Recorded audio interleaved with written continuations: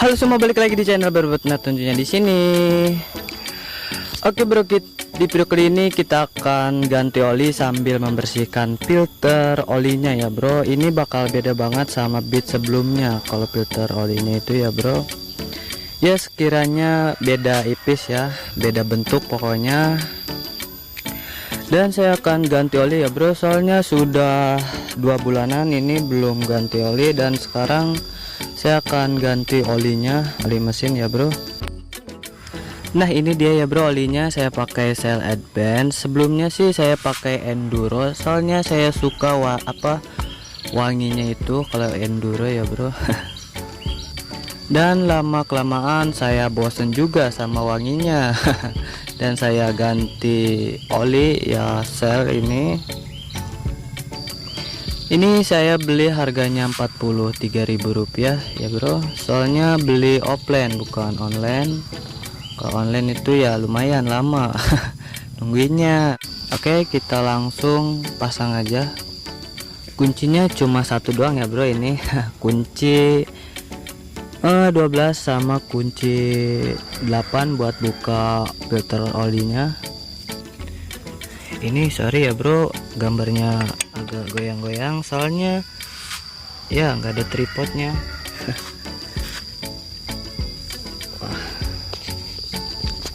Oke, sudah terlepas ini baut olinya. Kalian masang bautnya jangan terlalu kencang, jangan terlalu kendor, sedang-sedang aja ya bro. Nah ini dia.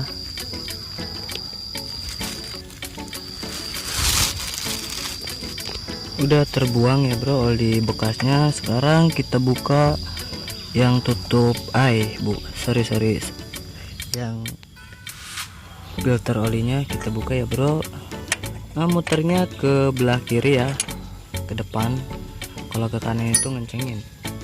Jika kalian belum tahu filter Beat 2020 seperti ini ya bro. Oke, ini baut filter olinya sudah terlepas. Kita bakal lepas ini filter olinya. Kalian yang pengen tahu filter oli Beat 2020 seperti ini beda banget sama Beat sebelumnya ya, beda dikit sih, beda bentuk aja.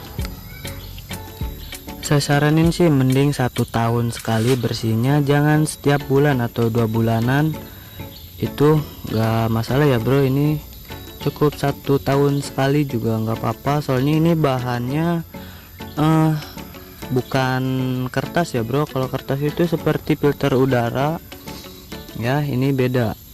Paling kalau rusak ini harganya sekitaran Rp10.000 ya bro. Di toko online banyak sekali, kalian cari aja di situ, harganya Rp10.000. Dan ini masih lumayan bersih ya bro, filter olinya. Saya saranin jangan pakai tisu, kalau bisa sih pakai kain garing, bukan garing, kering, pakai bensin juga bisa. Dan cara pasangnya jangan sampai kebalik ya bro.